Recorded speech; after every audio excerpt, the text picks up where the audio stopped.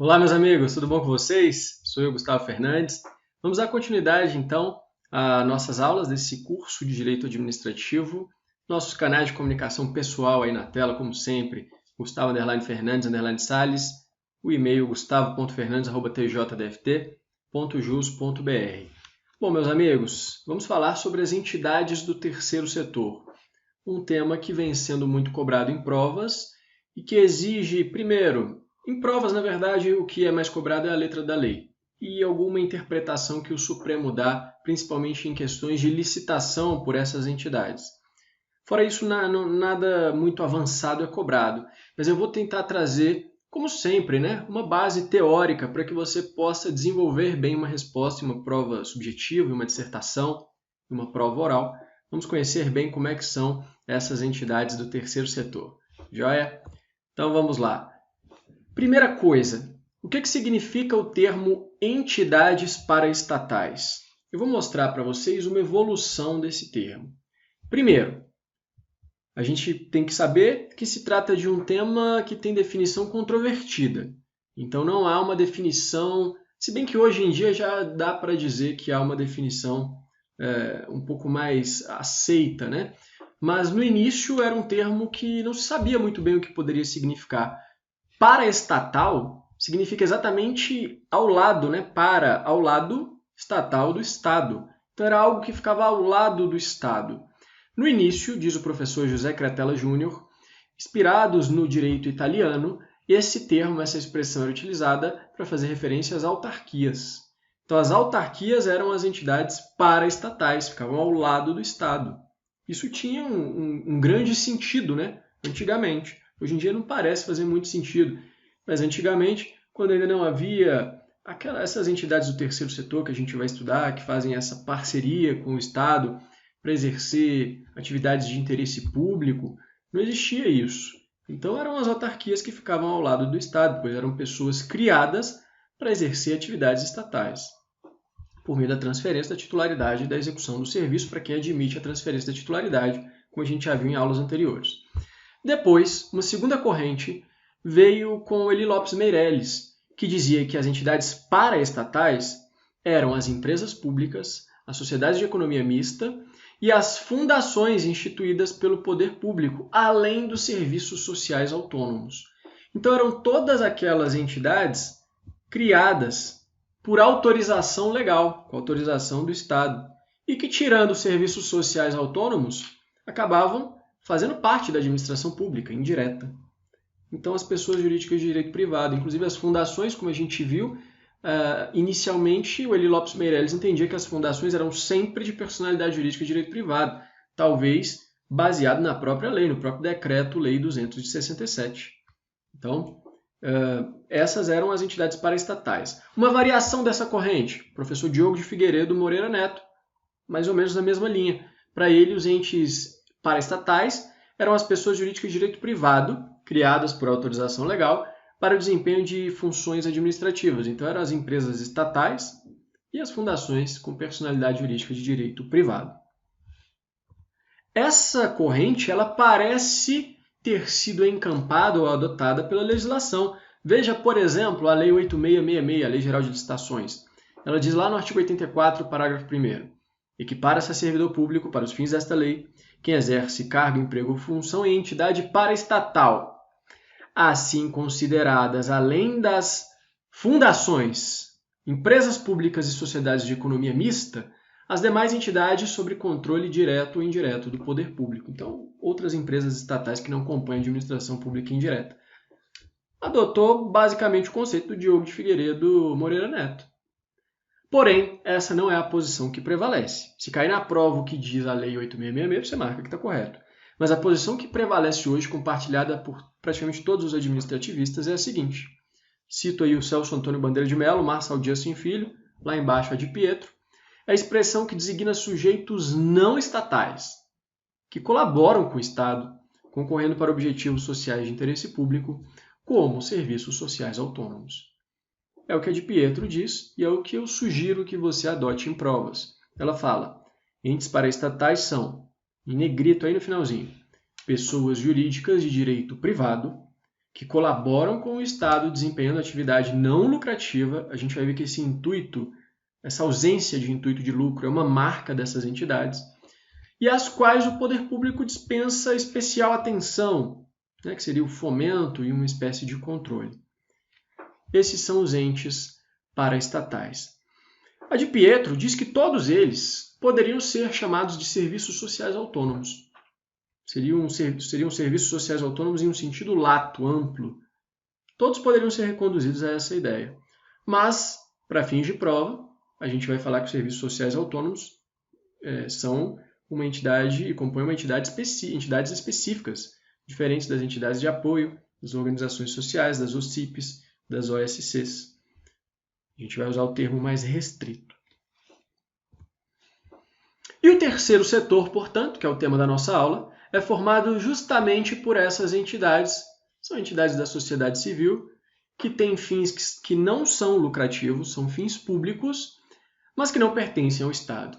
Então elas se posicionam ao lado do primeiro setor, por isso paraestatais. O primeiro setor é formado pelo Estado, ou seja, a administração pública direta e indireta. Também não pertencem ao segundo setor, que é o mercado, né? São as empresas privadas, porque elas não têm fim lucrativo e elas têm uma exercem atividade de interesse público e não de interesse particular ou privado. Então também não estão no segundo setor. Ficam ali no terceiro setor. Há quem fale em quarto setor, por exemplo, a economia informal, mas o que interessa para a gente até quinto setor, mas o que interessa são os três primeiros. São, então, organizações de natureza privada que se dedicam à consecução de objetivos sociais ou públicos, mas não integram a administração pública. E quem são elas? Quem são os entes ou entidades paraestatais que compõem o terceiro setor? Serviços sociais autônomos, entidades de apoio, OS, né, organizações sociais, organizações da sociedade civil de interesse público, as OCIPs, e as organizações da sociedade civil, OSCs, que na verdade compõem um gênero que tentam abarcar praticamente tudo, mas que não fizeram na prática, como a gente vai ver. Então são 5 entidades que a gente vai estudar nessa aula 5. Antes de falar de cada uma dessas entidades, e as 3 últimas que dão trabalho para a prova, as 2 primeiras não tem muito o que falar, vamos ver as características gerais delas. Cada uma delas é regida por uma lei específica, né? Tem um regramento próprio, em que há uma derrogação do regime privado por normas de direito público, já que elas farão uma parceria com o Estado. Por isso, essa aula pode ser chamada também de regime jurídico de parcerias, não só de entes do terceiro setor. Mas, embora cada uma tenha um regramento diferenciado, elas têm características em comum. E a de Pietro cita mais ou menos 6 ou 7 características que a gente vai ver agora. Quais são elas? Primeiro, elas não são criadas pelo Estado, ainda que algumas delas sejam criadas mediante autorização legal, como o Sistema S, né, os Serviços Sociais Autônomos. Eles são criados mediante autorização legal, mas nenhuma delas é criada pelo Estado. Segundo, não desempenha um serviço público delegado. A de Pietro fala em regra não desempenha um serviço público delegado pelo Estado. Por quê? Porque ela entende que as organizações sociais, e isso é uma visão dela, não é compartilhada por todos, ela entende que as organizações sociais, as OS, elas prestam serviço público delegado. Que o papel das OS é justamente esse. A gente vai ver isso. Mas a doutrina em geral diz que nenhuma delas presta serviço público. Então, na hora da prova, se falar que as OS são exceção, você pode saber que o examinador leu a de Pietro, pode marcar. Se falar que nenhuma delas presta serviço público, está certo também, porque é o que todo mundo fala, e mesmo a de Pietro entende que essa é a regra. Então, beleza. O que elas prestam são atividade privada de interesse público.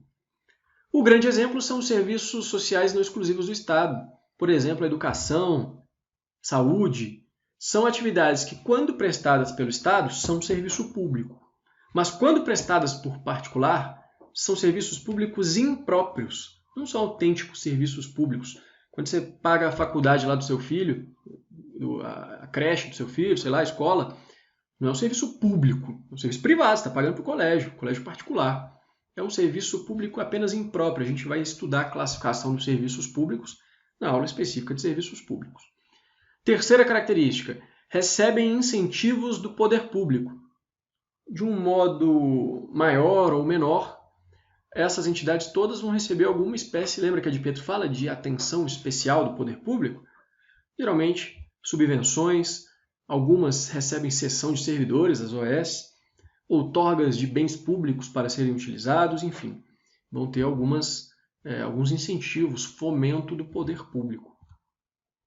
Possui um vínculo jurídico com o poder público, todas elas formarão um vínculo com o poder público, e as provas costumam cobrar quais são os nomes desses instrumentos, termos de parceria, contrato de gestão, acordo de cooperação, a gente vai ver. Por conta desse vínculo, elas têm que prestar contas à administração pública em relação aos objetivos estipulados nesses termos. E também prestam contas ao Tribunal de Contas quando recebem recursos públicos. Julgado do Supremo aí na tela, RS 789874. O Tribunal de Contas, meus amigos, sempre que tem dinheiro público, verba pública, o Tribunal de Contas está em cima. Uma pessoa privada recebeu verba pública, se for federal, TCU. Se for estadual, municipal, Tribunal de Contas do Estado. Sempre o Tribunal de Contas vai atuar. A gente estuda nas aulas de Direito Constitucional que o Tribunal de Contas ele fiscaliza pessoas, órgãos, autoridades, independentemente da natureza, se são públicos, privados. Não é a natureza do ente fiscalizado que interessa, e sim da verba, do recurso. O recurso é público, então o TCU está lá, se for federal. O que mais? Sim, mas é importante destacar, não há subordinação hierárquica, porque elas não integram a administração pública. Lembre-se que nem mesmo na administração indireta, as autarquias, as empresas estatais, nem mesmo elas se subordinam hierarquicamente ao ministério, ao órgão que tem vínculo com elas, que supervisionam. Imagine, então, essas entidades que nem ao Estado pertencem, nem à administração pública pertencem. Então, não tem hierarquia. Tem uma prestação de contas em razão da parceria, do termo de parceria. Outra característica, elas se submetem ao regime de direito privado, como regra, mas há uma derrogação, que pelo próprio nome, pressuposto é parcial, há uma superação parcial de normas privadas por normas de direito público. Os seus empregados são empregados comuns, não são servidores públicos. Legislação trabalhista, não prestam concurso, são empregados comuns, não são servidores públicos. Embora o professor Eli Lopes Meirelles diga, para fins de responsabilização criminal, eles podem ser equiparados a funcionários públicos, está lá no Código Penal, artigo 327, parágrafo único. E integram, e inclusive a gente viu que a própria lei de improbidade, vamos voltar aqui, ela fala também, entidades paraestatais, aquelas... ela adota a segunda vertente, não é a terceira. Então, esquece isso. Mas, pelo menos para fins de responsabilização criminal, Eli Lopes Meirelles destaca, certo? E a sétima característica, elas integram o terceiro setor, como nós falamos, não integram nem o primeiro, nem o segundo, estão no que se chama terceiro setor. Ainda falando das características dessas entidades. Como elas não prestam serviço público, e a exceção são as OS na visão da Di Pietro, elas não estão sujeitas à responsabilidade objetiva, do artigo 37, parágrafo 6º da Constituição. Em regra, respondem segundo a legislação civil, Código Civil, o que for. E a Di Pietro diz, haverá responsabilidade solidária da pessoa que celebrou o acordo com elas? Depende. Se houver procedido a uma má escolha da entidade, ou se houver se omitido quanto ao dever de controle, haverá responsabilidade solidária. Então veja, para que haja responsabilidade solidária da pessoa jurídica que celebrou a parceria, é necessário que haja uma culpa em eligendo ou uma culpa em vigilando. Ou não fiscalizou, ou escolheu mal. Se não teve isso, então a administração pública não tem responsabilidade quanto aos atos, pelo menos não é solidária, quanto aos atos dessas entidades.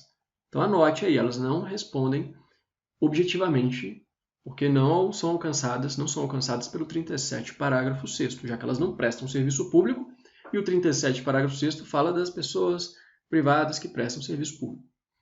A possível exceção, na visão da Di Pietro, está aí na tela, seriam as organizações sociais. Ela diz, essas entidades, como regra, elas prestam serviço público por delegação do poder público.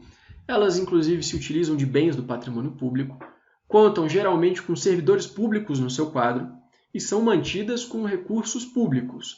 E o objetivo do contrato de gestão é justamente gerir determinado serviço público. Então lembra do nome, contrato de gestão. Gestão de quê? Gerir, gestão de um serviço público delegado. Por isso que tem esse nome. Então, se uma OS causar dano a terceiros na prestação desses serviços públicos que ela faz a gestão, a gerência, responderá objetivamente. Mais uma vez eu ressalto, meus amigos, essa é uma visão da Di Pietro, que é uma autora muito forte aí, cobrada em concursos. Mas eu não encontrei isso em outros grandes autores.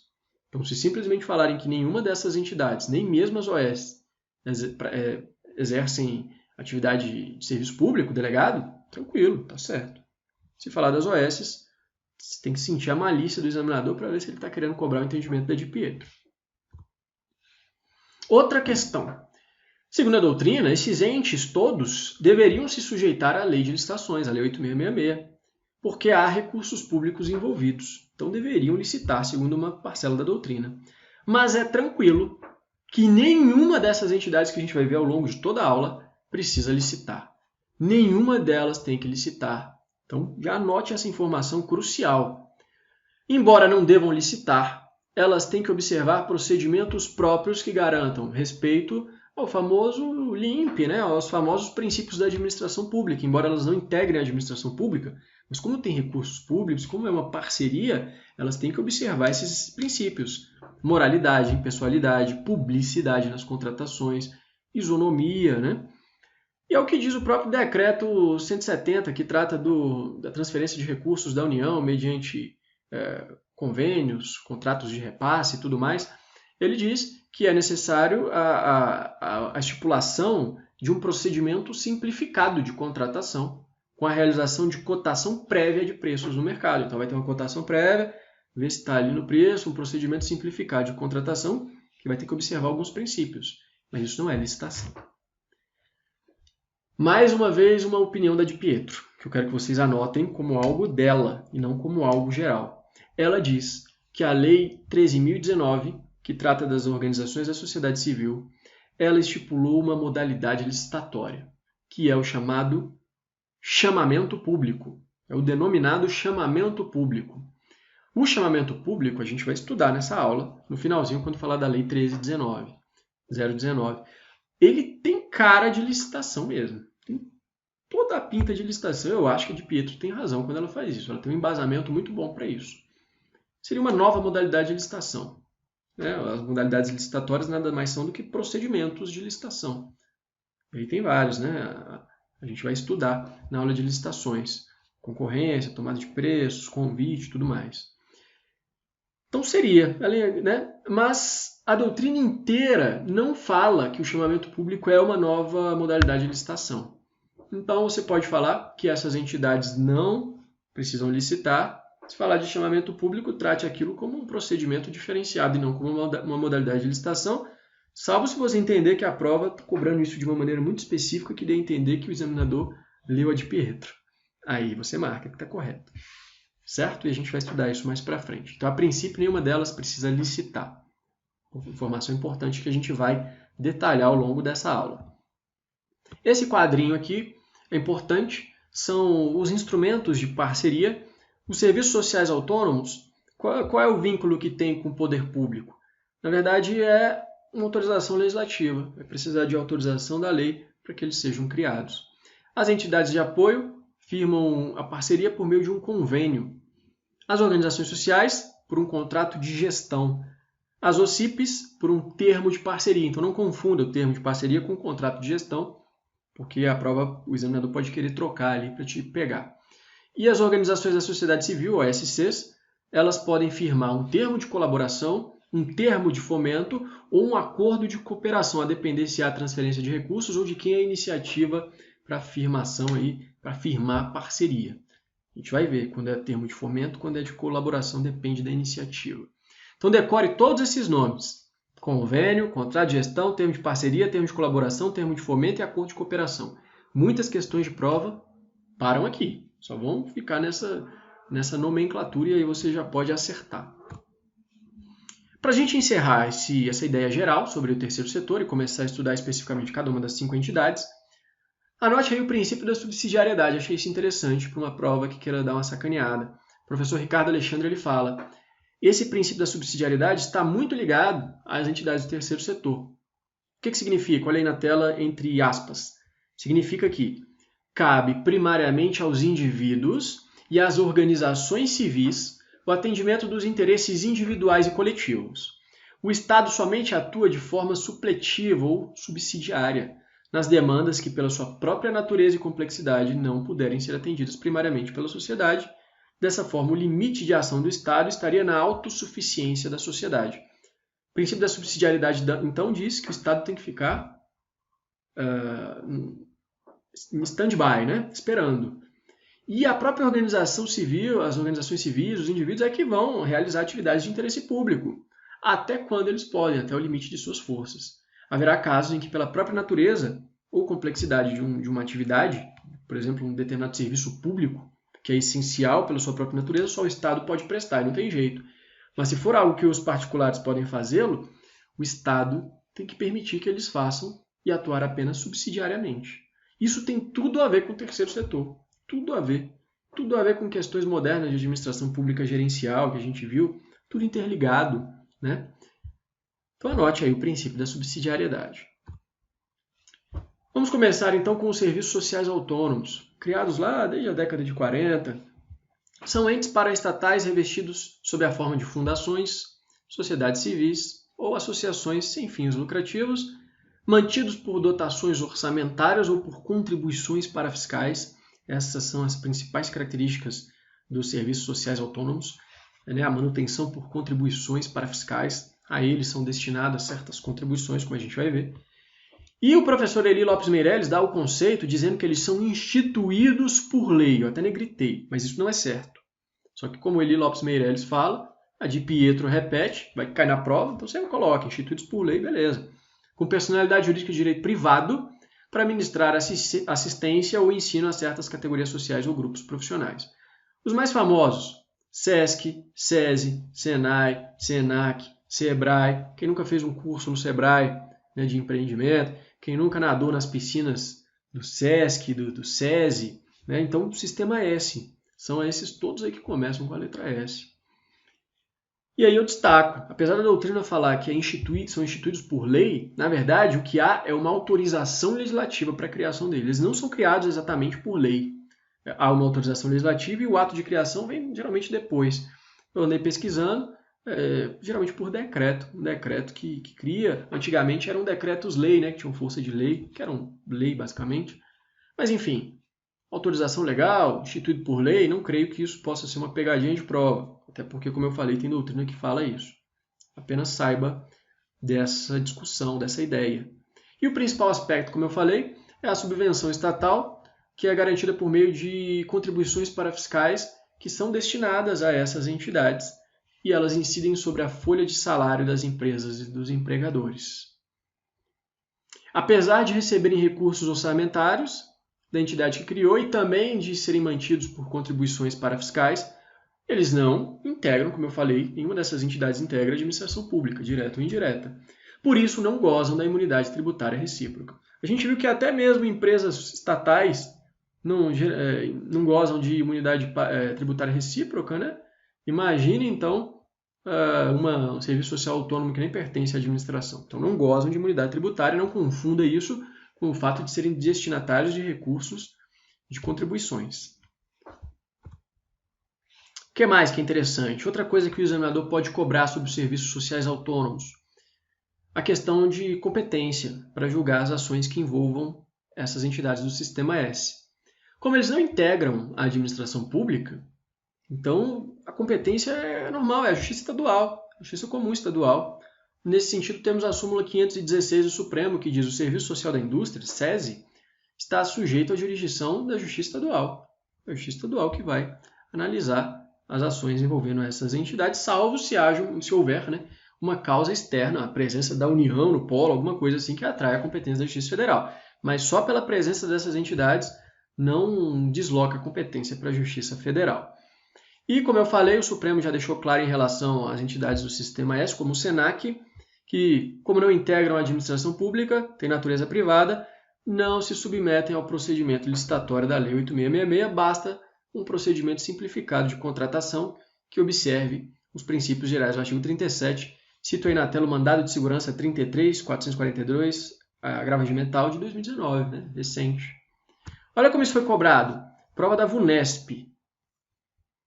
De acordo com o entendimento do Supremo, as entidades do Sistema S têm natureza privada e possuem autonomia administrativa, ou seja, quis dizer que não pertencem à administração. Motivo pelo qual não se submetem ao processo licitatório da Lei 8666. Perfeito, tranquilo. A prova geralmente vai ficar nisso. Uma questão que eu acabei de ver, eu confesso que eu não tinha me atentado para isso. Fui agora, na hora de começar a gravar a aula aqui, eu me atentei a esse detalhe, não sei nem, foi meio que coincidência. Essas entidades do Sistema S, Serviços Sociais Autônomos, elas têm que observar agora algumas coisas relativas à Lei de Acesso à Informação. O Decreto 7724, que regulamenta a Lei de Acesso à Informação, a Lei 12527 de 2011, teve alterações recentes, na verdade inclusões, né? Promovidas pelo Decreto 9781 de 2019. Então, já no governo do Bolsonaro, editaram esse Decreto 9781. E ele traz o artigo 64, 64A, 64B. Olha só rapidamente o que eles dizem. Como é uma alteração recente, é importante destacar no seu material, né? Já que o examinador gosta de coisas recentes. Artigo 64. Os pedidos de informação referentes a convênios, contratos, termos de parceria, acordos, ajustes ou instrumentos congêneres previstos no artigo 63 deverão ser apresentados diretamente aos órgãos e entidades responsáveis pelo repasse de recursos. Parágrafo único. As entidades com personalidade jurídica de direito privado, constituídas sob a forma de serviço social autônomo, destinatárias de contribuições, são diretamente responsáveis por fornecer as informações referentes à parcela dos recursos proveniente das contribuições e os demais recursos públicos recebidos. Então, diretamente responsáveis pelas informações. 64A. Essas entidades divulgarão, independentemente de requerimento, as informações de interesse coletivo ou geral, por elas produzidas ou custodiadas, inclusive tais e tais, em local de fácil visualização em sítios oficiais na internet. Dever de publicidade. Parágrafo 1º. A publicidade a que estão submetidas essas entidades refere-se à parcela dos recursos provenientes das contribuições e recursos públicos recebidos e à sua destinação, sem prejuízo da prestação de contas normal que elas estão legalmente obrigadas. Parágrafo 2º. A divulgação das informações previstas no caput não exclui outras hipóteses de publicação e divulgação, inclusive previsto na LDO. A divulgação vai observar alguns dispositivos legais. O que mais? 64B. Essas entidades também deverão criar SIC, é um sistema de informação ao cidadão, observado disposto na Lei de Acesso à Informação desde o artigo 9º até o 24. A reclamação de que trata o artigo 22 é encaminhada à autoridade máxima da entidade solicitada. E o 64C, essas entidades estarão sujeitas às sanções e os procedimentos do artigo 66. O artigo 66 da Lei de Acesso à Informação vai falar, do próprio decreto aqui, né? Vai falar de advertência, multa, blá blá blá. Hipótese em que a aplicação da sanção de declaração de inidoneidade é de competência exclusiva da autoridade máxima do órgão ou da entidade da administração responsável pela supervisão. Então, elas estarão sujeitas, inclusive, às sanções da Lei de Acesso à Informação e do decreto que a regulamenta. Importante falar disso aí também. Entidades de apoio. Acho que aqui tem até menos para falar do que em relação aos serviços sociais autônomos, porque não temos uma lei, você viu que não tem uma lei exclusiva para falar do regime do Sistema S. Entidades de apoio não tem uma lei exclusiva também, que vai trazer questões como tem na OS, na UCIP e na OSC. Então, o que você precisa saber? São instituídas geralmente por servidores públicos, sob forma de fundação, associação ou cooperativa, para prestar serviços sociais não exclusivos do Estado, geralmente educação, saúde, por meio de um convênio. Então, isso que é importante saber, qual que é o instrumento que vai firmar o vínculo jurídico? É o convênio. Com a administração direta ou indireta, um benefício desse convênio e de prestar atividades de interesse público é que elas podem utilizar-se de bens públicos e até ter cedidos servidores públicos, o que há uma crítica na doutrina, porque as entidades de apoio, se houver uma má-fé, elas podem ser utilizadas como burla diversos procedimentos estatais. Mas se de boa-fé, ela acaba sendo interessante, né? E o Ricardo Alexandre fala, no modelo brasileiro, elas não são criadas por lei nem precisam de autorização legal. Em outros países, há essa necessidade. Não são mantidos mediante repasses orçamentários do poder público, são pessoas jurídicas de direito privado, instituídas na forma do direito civil, adquirem personalidade jurídica com o registro dos atos constitutivos no registro civil de pessoas jurídicas. Tranquilo. Seus contratos são privados, não há concurso público, não precisam participar de licitação, não estão submetidas à tutela administrativa, segundo a de Pietro, então elas são muito mais livres, né? E atuam comumente em hospitais públicos, universidades públicas. Exemplos, as fundações de apoio que constituem vínculo com as instituições federais de ensino superior, as IFES, e as ICTs, Instituições Científicas, Tecnológicas e de Inovação. Essas aí, inclusive, essas ICTs, receberam uma disciplina legal na esfera federal, a Lei 8958, que não é importante para a prova, só cito aí para ficar completo, mas não precisa ler. A de Pietro fala que essa lei veio, inclusive, porque era muito largado, muito solto, e aí o legislador, pelo menos de um modo geral, trouxe alguma disciplina, mas há uma crítica a essas entidades de apoio por conta de uma má-fé da sua utilização em alguns casos. Então não tem muito o que falar sobre elas. O que mais que eu destaco aqui? Sim, a de Pietro fala, não sei se é ela ou o Carvalho Filho, mas algum grande doutrinador fala o seguinte: a nova Lei 13.019 das OSCs, ela veio, e a gente vai estudar isso, com a ideia de trazer normas gerais de parcerias de todos os estados, todos os entes, inclusive, União, estados, DF, municípios, com essas pessoas privadas. E até um regime mais rígido, para ter um controle maior, para não deixar correr muito solto o dinheiro público. Mas ela acabou deixando de lado várias entidades. Então a própria Lei 13.019 diz, ela não se aplica às OS, não se aplica às OCIPs, e não se aplicam aos serviços sociais autônomos, mas não faz nenhuma exclusão das entidades de apoio. Então, as entidades de apoio acabam sendo abrangidas por essa disciplina da Lei 13.019, segundo a doutrina, porque é uma lei geral. Exclui algumas entidades, mas não exclui as entidades de apoio, então elas seriam regidas agora pela Lei 13.019. Beleza? É isso, não tem muito o que falar. Organizações sociais.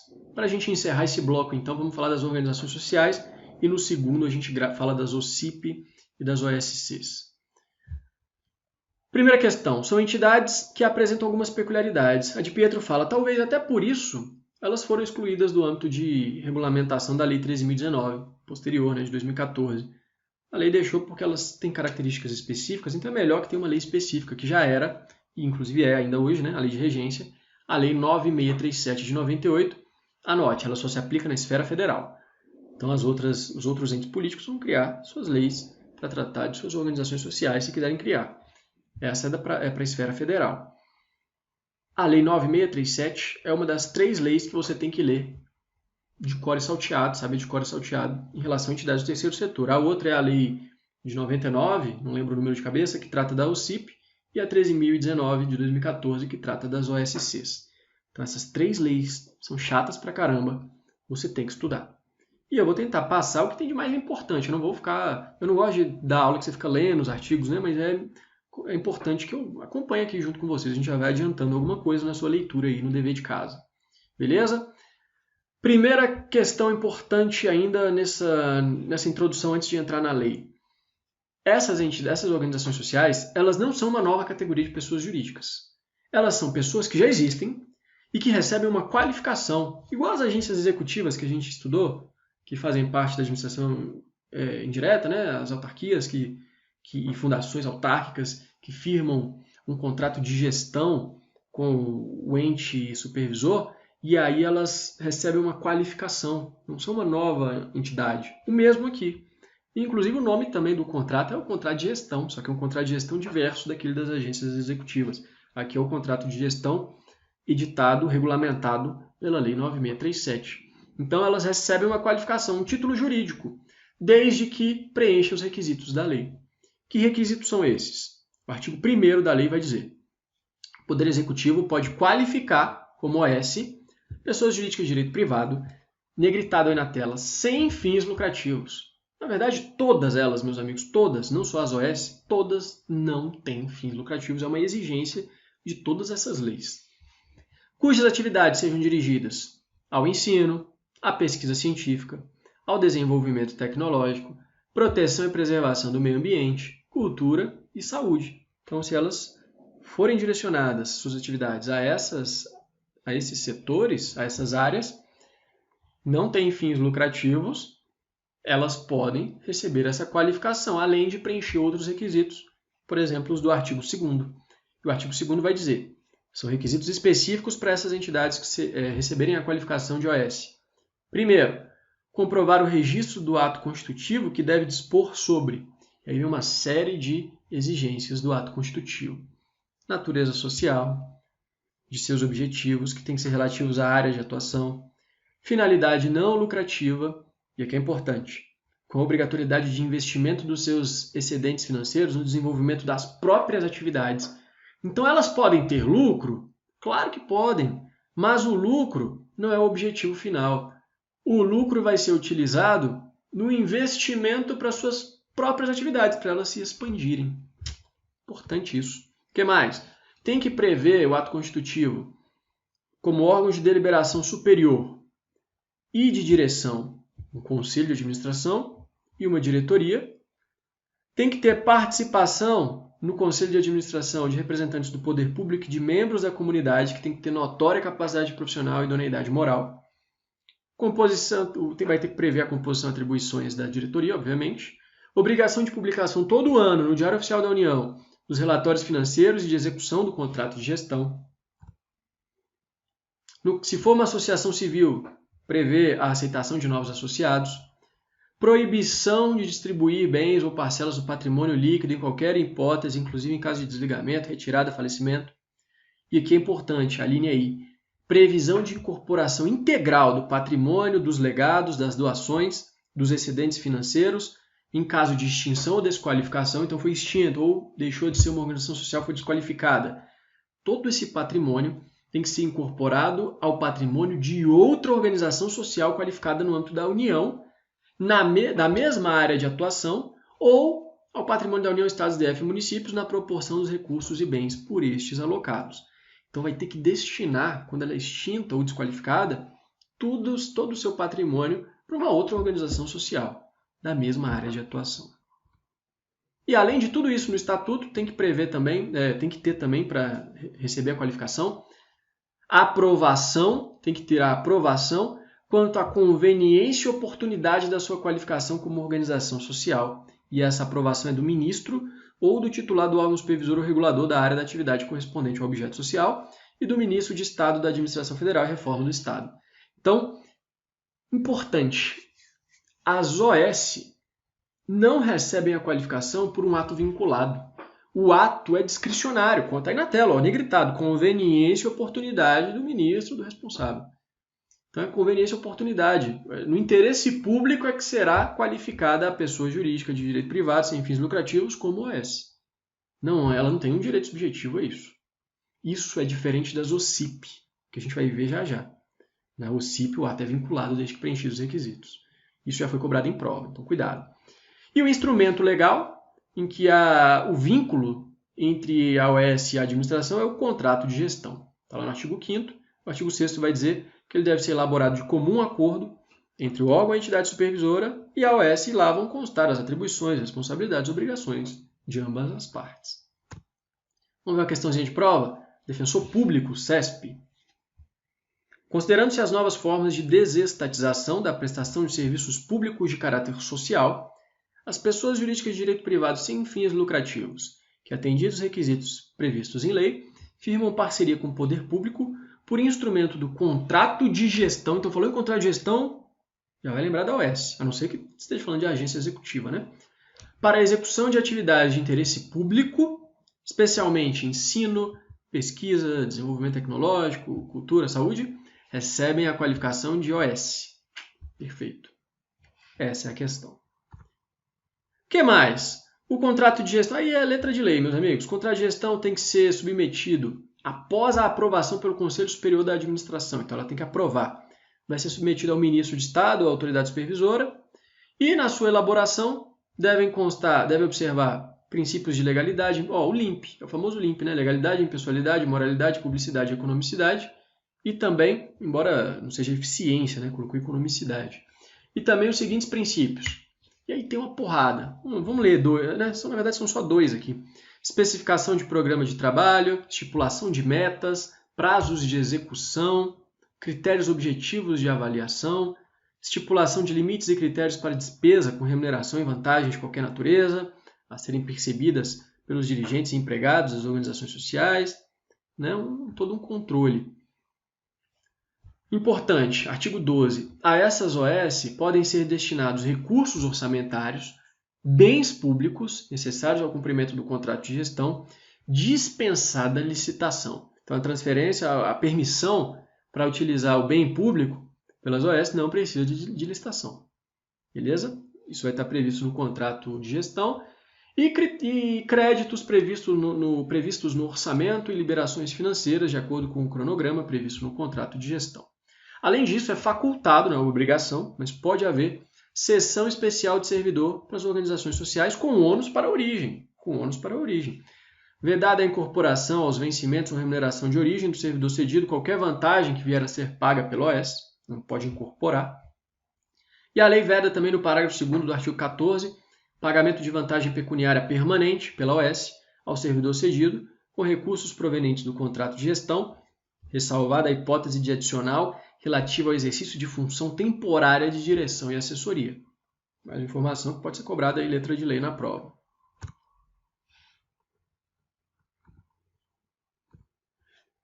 Artigo 8º. Em relação ao controle dessas OS. A execução do contrato de gestão será fiscalizada pelo órgão ou entidade supervisora da área de atuação correspondente à atividade fomentada, e os seus parágrafos vão dizer, ao término de cada exercício ou a qualquer momento, conforme recomende o interesse público, a entidade qualificada deverá apresentar ao órgão ou entidade do poder público o relatório pertinente à execução do contrato e tal. Os resultados são analisados por uma comissão de avaliação composta por especialistas que encaminham à autoridade supervisora o parecer conclusivo. Então é óbvio que a autoridade supervisora não vai ter, talvez, o conhecimento técnico para analisar. Tem uma comissão composta por especialistas que vai avaliar os resultados da OS e vai dar o parecer lá para a autoridade. Parágrafo 9º vai dizer: os responsáveis pela fiscalização da execução do contrato de gestão, se tomarem conhecimento de qualquer irregularidade na utilização de recursos públicos pela OS, têm que dar ciência ao Tribunal de Contas da União, já que a lei trata do âmbito federal, né? Sob pena de responsabilidade solidária. Quem não comunica irregularidade com verba pública ao TCU, verba federal, responde solidariamente. Está lá na Constituição, acho que é o artigo 71. Então a lei só traz isso também aqui para o âmbito das OS.